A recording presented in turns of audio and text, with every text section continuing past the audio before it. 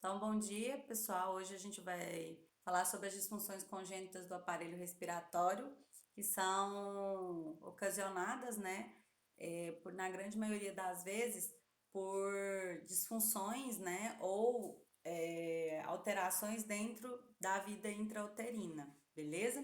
Não é uma aula grande, tá? Eu acho que hoje vai dar para a gente fazer dois conteúdos, mas eu vou fazer dois vídeos separados para não ficar grande, para não demorar muito a subir no YouTube, tá bom? Então vamos para essas disfunções do aparelho respiratório. A primeira e muito comum que nós temos é a síndrome da angústia respiratória. Antigamente essa doença era chamada de síndrome da membrana hialina ou doença da membrana hialina.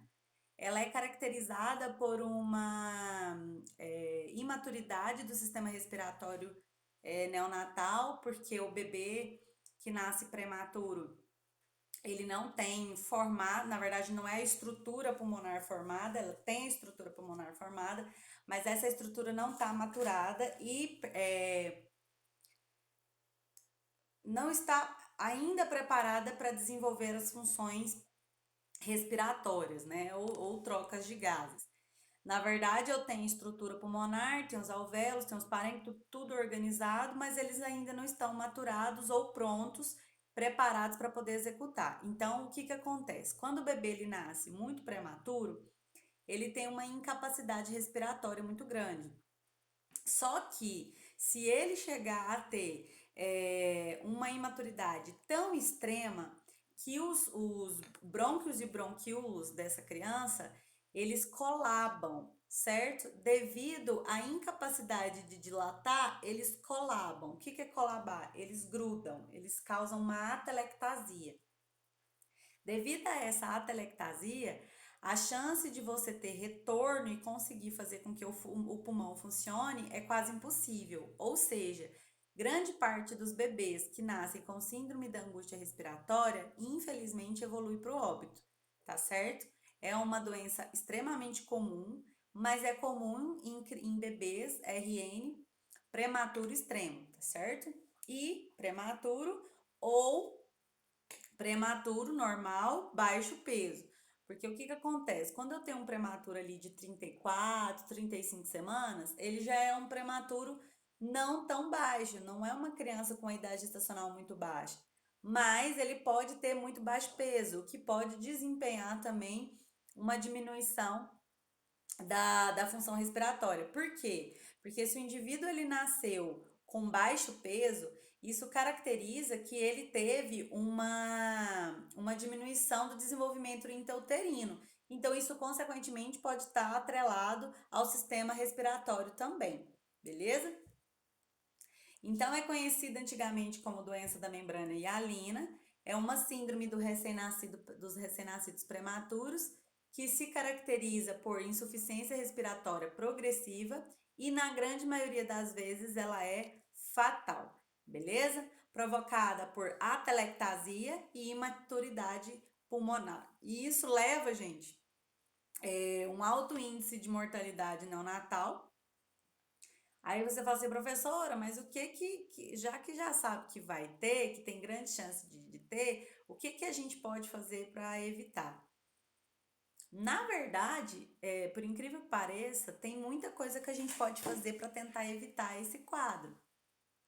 De preferência, manter o bebê dentro do útero. É o que a gente mais pode tentar fazer. Como assim? A grande maioria das vezes, gente, em bebês, mães com com distúrbios, né, gestacionais, com doenças dentro da gestação, diabetes gestacional, hipertensão durante a gestação, mulheres que já tiveram outros partos e todos os outros partos que elas tiveram eram partos prematuros. Então, tudo isso faz com que essa gestação ela seja de alto risco. Então, se ela é uma gestação de alto risco, os cuidados a essa mulher, a essa gestação, ela se tornam muito mais eficazes e muito mais intensos. Porque a partir do momento que eu vigio ali constantemente, Se eu perceber em algum momento que essa criança entra em trabalho de parto, né, ou tem uma simulação de parto, ou essa mulher tem grande chance de ter um parto prematuro, a partir ali dos 6 meses de vida, eu já inicio com o tratamento preventivo contra a síndrome da membrana hialina ou a, contra a síndrome da angústia respiratória. Por quê? Porque eu vou maturar rapidamente o pulmão daquele nenenzinho, para que quando ele nascer não tenha nenhum dano subsequente, certo? Claro que aí vai depender da idade gestacional, né, gente? Porque se for uma idade gestacional muito baixa, aí não tem como, não tem muito o que a gente fazer, né? Tô tentando diminuir a luz, que a luz tá pegando bem no meu olho. Tá difícil. Aí ficou melhor. Mas não tá no meu olho. Tá certo? Então, nada mais é do que uma imaturidade pulmonar em bebês que nasceram prematuramente, tá certo?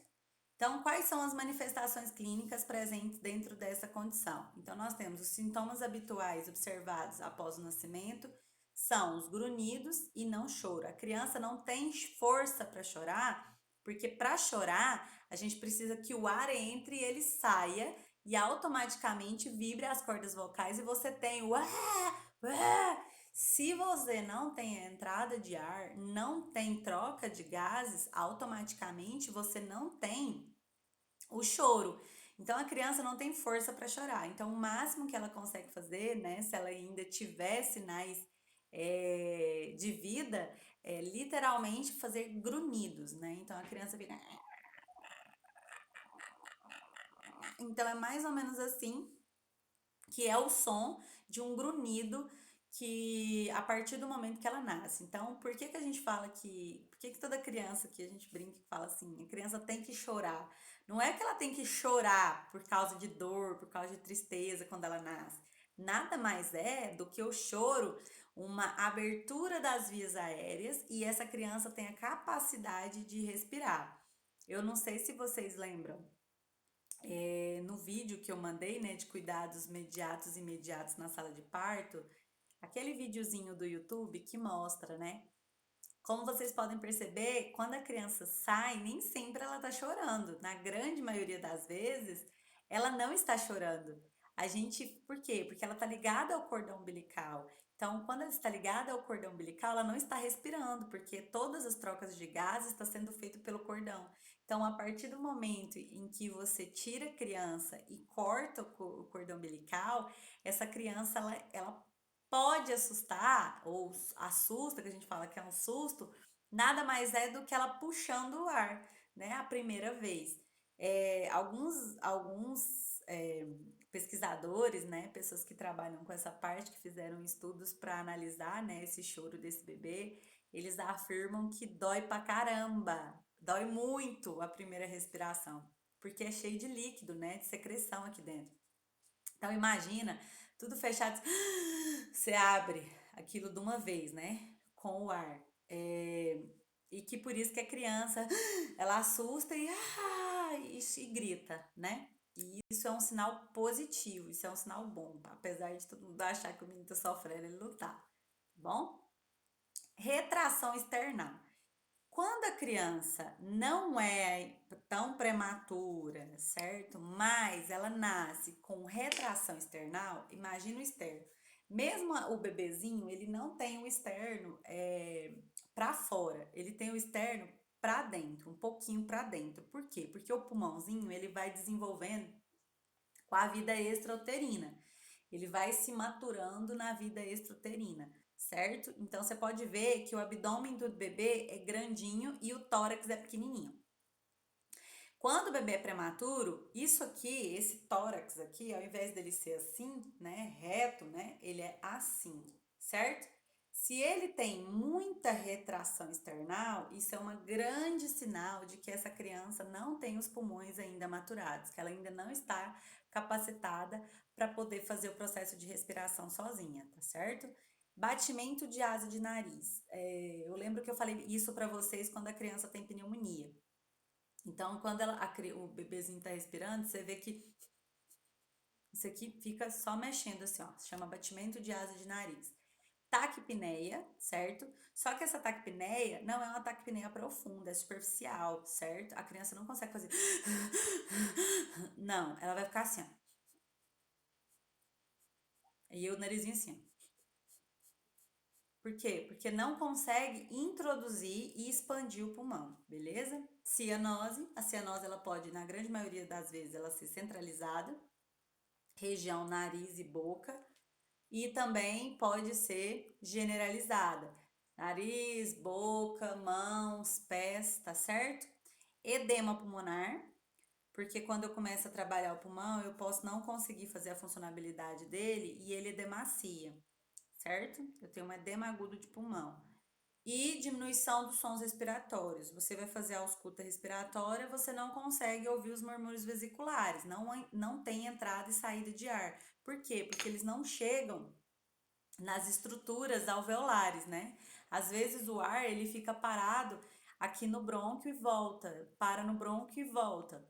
Por quê? Porque os bronquíolos estão atelectasados, eles estão grudadinhos assim, por causa da má formação. Então eles têm que abrir. Para eles abrirem, tem que ser durante a vida intrauterina. Do lado de fora, não se consegue fazer isso tão facilmente, tá?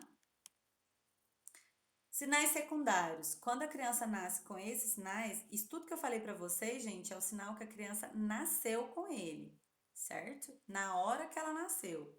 Acabou de nascer, você observou grunhido, respiração external, batimento de asa de nariz, taquipneia, cianose, edema agudo de pulmão e diminuição dos sons respiratórios. Você não escuta os murmúrios vesiculares. Quando, quando você tem uma progressão, essa criança não morre logo ao nascer, ela vai manter os seguintes sinais secundários: hipotensão, edema de mãos e pés, ausência de sons intestinais no início da doença e diminuição do débito urinário. Por quê? Porque eu não tenho como fazer troca de gases. Essa criança começa a inchar. Ela incha por quê? Porque a pressão fica muito baixa. Sendo a pressão muito baixa, certo? Essa pressão fica muito baixa, eu tenho uma característica na onde eu posso perder o líquido intravascular por meio extravascular, porque fica duas pressões baixas. Essa pressão baixa vai acontecer exatamente por isso, porque eu reduzo a pressão oncótica, eu passo o líquido que está dentro do meio intracelular para o meio extracelular, o que vai causar um edemazinho na criança. E isso vai diminuir o volume intravascular, certo? A criança não tem força para mamar, ela não tem força para se hidratar. Consequentemente, eu diminuo o volume dentro dos vasos sanguíneos, que vai diminuir a quantidade de volume que vai para lá, para o sistema urinário, para fazer a produção de urina, tá certo? Gente, toda criança com síndrome da membrana hialina, né? Ou a síndrome da angústia respiratória, ela morre? Não, ela não morre, não é todas. Só grande parte, tá certo? Todas não, grande parte delas. Diagnóstico. O diagnóstico, ele pode ser feito na vida intrauterina. Como? Por meios de o quê? Por meios de ultrassonografias, certo? Essas ultrassonografias 3D, elas conseguem ver se o pulmão está sendo maturado ou não. Se essa criança. Ai, gente do céu. Ai, academia. Quer dizer, academia não, né? Funcional que chama isso aqui. Tá tudo doendo. Tórax, então, tô fazendo assim para não esticar. Então, essa questão da ultrassom, se a ultrassom ela for morfológica, uma ultrassom 3D dessas de nova tecnologia, você tem visibilidade maior. Já se for uma ultrassom normal, você não consegue ver a função pulmonar, não é a função, desculpa, a estrutura pulmonar, porque a função pulmonar você não vai ver porque o menino ainda não está utilizando o pulmão. Então, se for uma 3D, você vê se esse pulmão ele tem um tamanho ideal, ele já está sendo maturado ou não, tá certo? Se a criança nascer, você vai fazer os exames laboratoriais, como a gasometria, para você ver a pressão de oxigênio, de CO2, de bicarbonato, de pH sanguíneo, né? Que são os gases, e acidez ou alcalose sanguínea, né? Então, tudo isso precisa ser analisado. Raio-x de tórax para a gente ver a retração external e também o tamanho do pulmão depois que o bebezinho nasce. E prova da função pulmonar, que a gente vai avaliar se essa criança está conseguindo ter um enchimento, né, alveolar suficiente para que ela tenha uma função respiratória adequada. Porque pode assim, a criança pode ter partes com atelectasia, né? Partes do pulmão sem funcionar ou todas as partes pulmonares, tanto de um pulmão quanto do outro, sem conseguir fazer troca de gás, sem conseguir fazer a difusão alveolar, beleza? Se isso acontecer, gente, se for o pulmão inteiro, infelizmente não tem muita coisa pra gente fazer, não. Porém, se não for todo o pulmão e essa criança ainda tiver vida, eu tenho que iniciar rapidamente, o mais rápido possível. Se eu perceber que na vida intrauterina essa criança mantém ainda uma imaturidade pulmonar da estrutura do pulmão,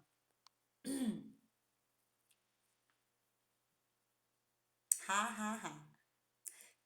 Nem cerveja de corona tá tendo por aqui.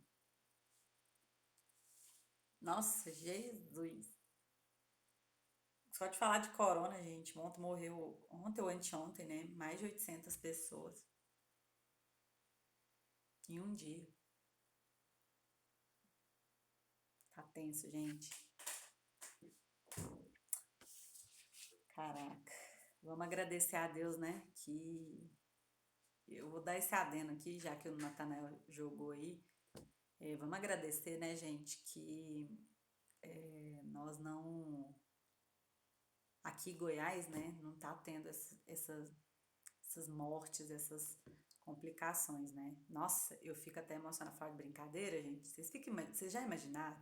Você tá numa cidade, igual no Nordeste que tá morrendo gente demais, no Norte que tá morrendo gente demais, pela população, tá? Você fala pelo contingente populacional. Você vê assim, às vezes de uma mesma família, mais de uma pessoa morrendo. Gente do céu, credo. Deus dê conforto para todo mundo, né? Vamos voltar aqui. Nossa, é muito triste. Gente, eu sou muito manteiga derretida, tá? Eu choro com vídeo de bichinho fofo. Então, com essas coisas sérias, então, cara, eu fico muito emocionada. Muito mesmo. Eu fico morrendo de dor no coração de imaginar um negócio desse. É. Sabe o que é pior? Eu sei que não tem nada a ver, gente, mas eu saí, eu fui retocar. Nossa, nem fala, cara. Não poder realizar velório. Mas eu fui retocar minhas luzes, que eu já não aguentava mais ser morena. E aí, lá no salão tinha 3 pessoas, né? Eu, a cabeleireira e uma outra mulher que foi lá vender umas máscaras pra ela. Nós todo mundo de máscara e tudo. E ela comentou um negócio que eu fiquei muito indignada. E eu não sei se vocês têm, como é a vida de vocês íntima com Deus, né? Mas a pessoa virou pra mim e falou assim de uma maneira muito. É muita arrogância a pessoa falar um negócio desse, né? Porque a cabeleireira comentou, né, que tava morrendo gente em São Paulo. E o filho da cabeleireira morava em São Paulo para fazer um cursinho, para fazer prova para aquelas faculdades de piloto, sabe? E aí ela comentando que ela trouxe o menino dela porque ela não queria deixar ele lá, porque lá tá maior quantidade de casos que ela ficou preocupada. E aí eu falei, pois é, não, é preocupante tudo. Aí sabe o que a mulher me falou? A outra virou e falou assim, não, mas lá em São Paulo, Rio de Janeiro e lá no Nordeste tá acontecendo isso, é castigo divino. Porque lá teve o carnaval e o povo tudo se pegando no carnaval e fazendo as coisas no carnaval. Por isso que ficou desse jeito.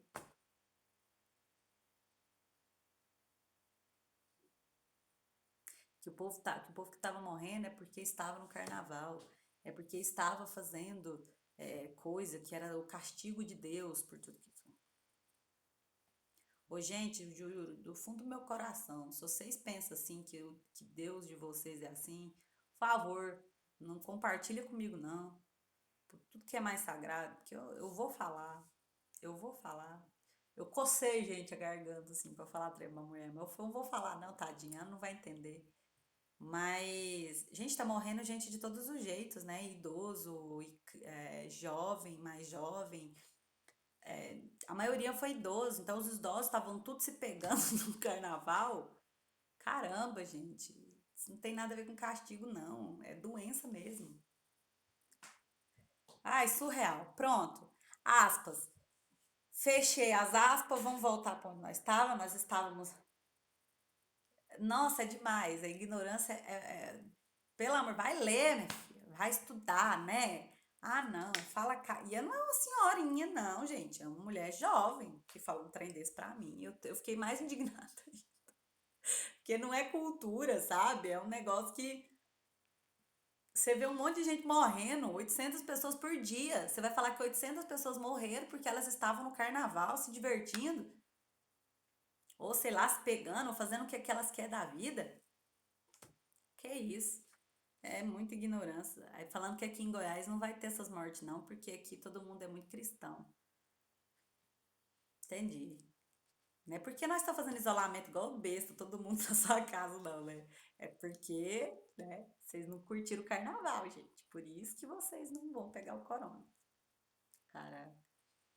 Então, o tratamento inicial, ele ainda é feito na vida intrauterina, o mais rápido possível. Se você perceber que a criança não está tendo maturação pulmonar, a gente já inicia. É, todo mundo, todo ser humano, ele produz uma substância chamada surfactante, chama surfactante endógeno. Esse surfactante, ele atua diretamente na maturação alveolar, ele atua na maturação pulmonar. Só que esse surfactante, ele vai ser liberado em grande quantidade quando a criança estiver ali acima dos seus 7 meses de gestação, certo? Quando ela ainda está dentro da vida intrauterina, ela vai ser liberado grande quantidade de surfactante, o que vai fazer com que o pulmão da criança se mature. A partir do momento em que você percebe que essa criança não está maturando, você tem que administrar os surfactantes exógenos, o que vai fazer a aumento dessa maturação. Nada mais é no que é tipo um tipo de como se fosse um corticoide, certo? Para você maturar a função pulmonar, para que se essa criança nascer prematuramente, ela não entre, não tenha a síndrome da angústia respiratória, beleza? No tratamento de suporte, quando a criança nasce, a gente mantém a oxigenação por meio de ventilação mecânica, não tem outro jeito, tá, gente? A gente tem que colocar o ventilador. E você fala assim, professora, mas se a criança está com atelectasia, adianta colocar ela no respirador? Não, não adianta. Se ela tá com todo o pulmão atelectasado, não adianta. Eu posso colocar porque não vai abrir. O respirador, ele não tem essa capacidade, tá certo? Então, manter a temperatura da criança, então ela fica incubadora, manutenção do equilíbrio hidroeletrolítico, como ela não vai mamar, né? Ela tem que receber todas as nutrições de volume e eletrólitos por meio intravenoso, manutenção da nutrição, principalmente por meio de solução glicosada, certo? Antibacterianos, né, quando necessários, para evitar infecções e evitar de todas as formas a hipotensão extrema, porque o bebê ele já nasce com a pressão baixa, né? A pressão de nenenzinho, ela vai de 6 para 4, 5 para 3, é bem baixinha mesmo, principalmente dos RNs prematuros. Então, quando eu tenho isso menor, aí, gente, aí a chance é muito grande de eu não conseguir oxigenar os tecidos necessários para a sobrevida, principalmente cérebros e coração. Então, se eu não tenho força para enviar o sangue para o cérebro, infelizmente o cérebro vai ter morte, né? Então, a criança entra em falência neurológica também. Tratamento agressivo, como eu disse, depois que a criança nascer, antes eu posso já iniciar os surfactantes exógenos e quando a criança nasce, também eu mantenho a surfactação. Então, a administração de surfactantes nos pulmões em fase precoce da doença. Precoce. Se já tiver atelectasado, não tem muito o que fazer, não vai dar tempo, certo? Porque eu preciso do pulmão. O que eles fazem?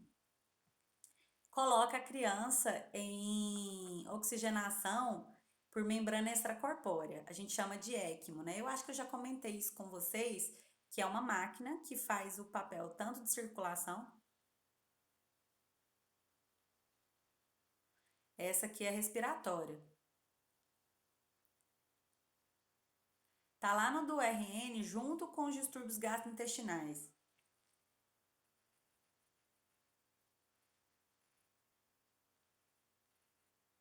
Que eu mandei já faz tempo.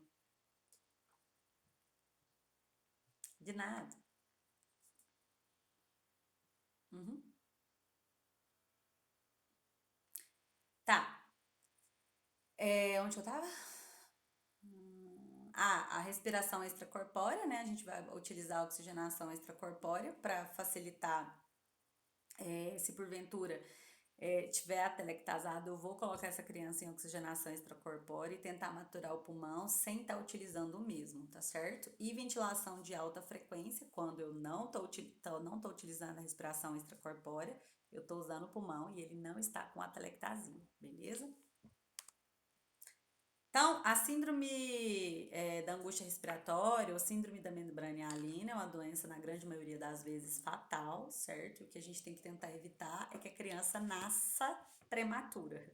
O que a gente puder fazer para essa criança não nascer prematura, a gente tenta fazer ainda no pré-natal, tá? Porque é mais fácil você conseguir prevenir esse problema do que você conseguir remediá-lo, tá bem? Fibrose cística. Alguém que já ouviu falar?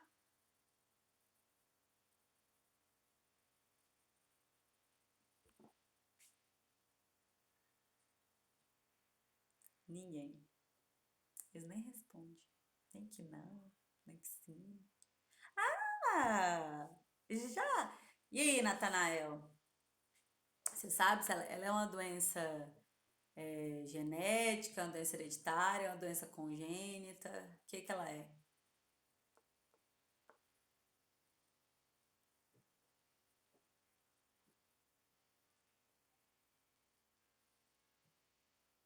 Ele só ouviu falar, né? Mas não sabe do que se trata, mas você ouviu falar. Vocês são engraçados demais. A fibrose cística, gente, ela é uma doença com características de defeito genético. O que que é isso? Pensa aqui comigo. O que que é um problema congênito?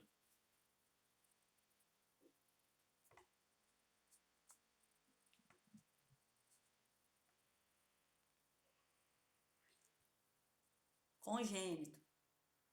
Calma, eu não cheguei no genético ainda. Tô falando congênito.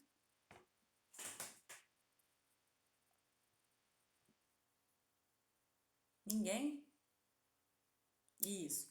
Malformação. Quando eu tenho um problema congênito, é um problema de estrutura ou um problema ocasionado na vida intrauterina. A criança foi formada, o zigoto foi formado, o embrião foi formado. Durante essa formação desse embrião, desse zigoto, ou durante a maturação desse embrião, que virando feto, eu tenho o quê?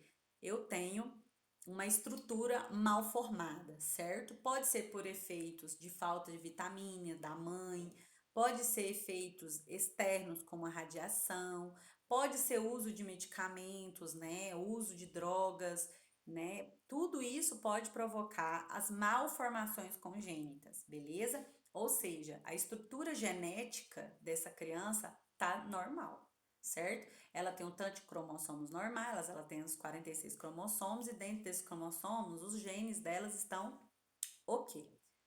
Quando eu tenho uma doença genética, ela é diferente da congênita. Por quê? Porque a doença genética é um problema na estrutura do gene, beleza?